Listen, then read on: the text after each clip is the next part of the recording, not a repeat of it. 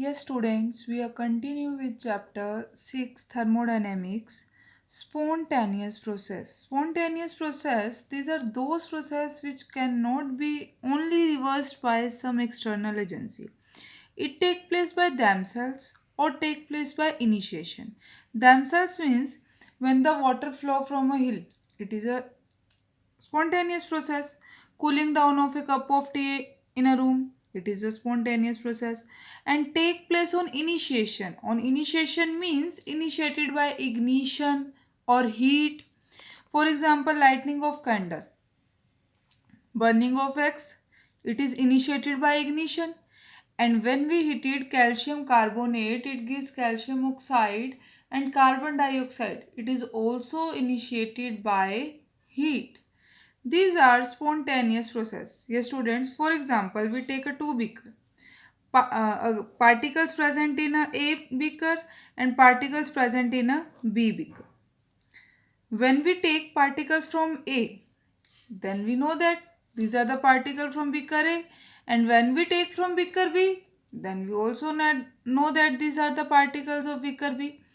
And when the particles of both these mixture beaker are mixed, then after mixing both these beaker, how can we check the particle taking in the beaker कि it is from A or B? These are called spontaneous process.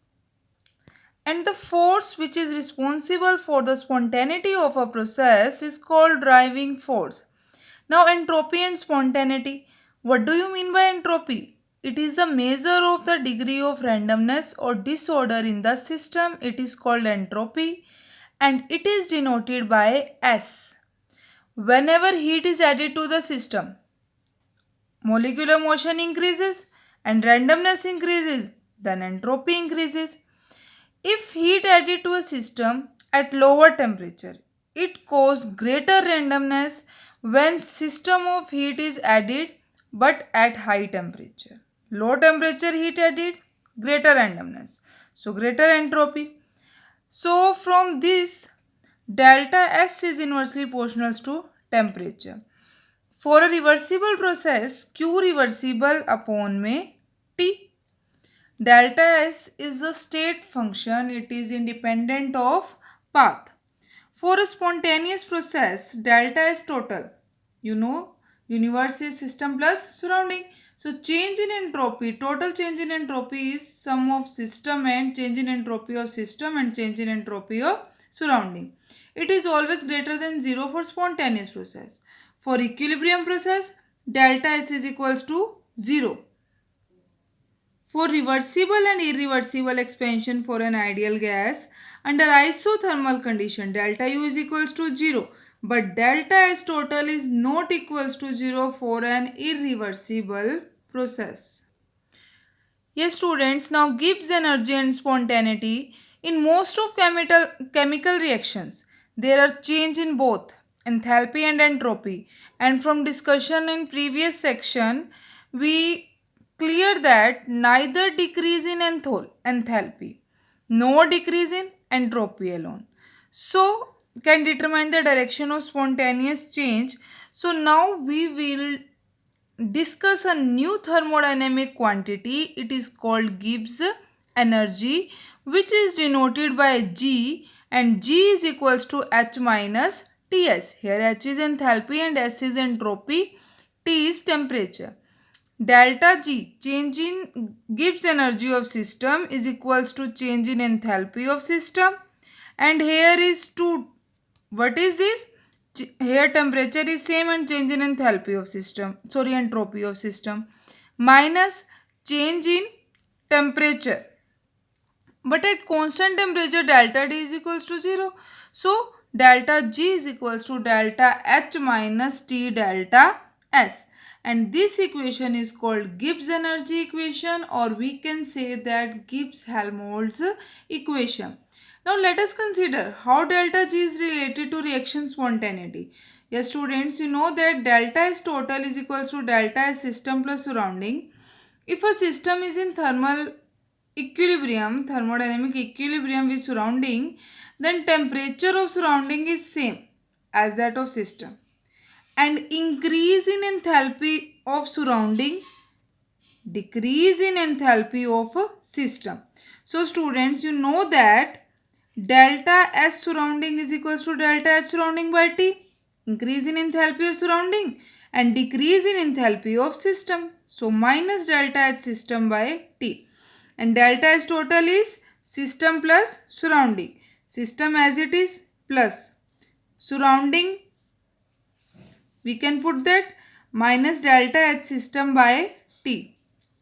Now on rearranging this equation, T delta S total is equals to T delta S system minus delta H system. For a spontaneous process, delta S total is greater than 0. Then T delta S system minus delta H system is greater than 0. And we study that delta G is equals to delta H minus T delta S. So minus delta G is greater than 0. Delta G is net energy available to do useful work. For spontaneous process, delta G is negative, and for non-spontaneous process, the value of delta G is positive. Now entropy and second law of thermodynamics. Yes students, spontaneous reactions are most of exothermic reactions. In exothermic reaction, heat is released, so increase in the disorder of surrounding and overall entropy change is positive, makes the reaction spontaneous. Or entropy of universe is continuously increasing because on releasing heat there is disorder in surrounding, and delta S total is system plus surrounding. So delta S is increase is spontaneous process without any help of external agency. A spontaneous process cannot be reversed, or the complete conversion of heat into work is impossible without leaving some effect. For example, when we own the bulb, electrical energy gives light energy, but some heat energy also released.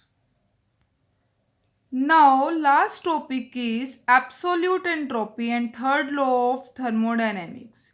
Third law of thermodynamics is that entropy of any pure crystalline substance approaches zero as the temperature approaches absolute zero. Yes, students, in a perfect crystalline solids, there is no disorder, no randomness.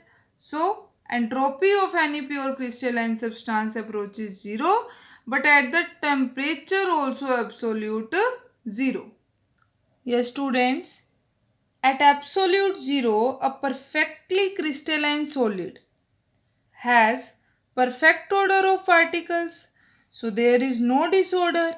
Then absolute entropy is also taken as 0.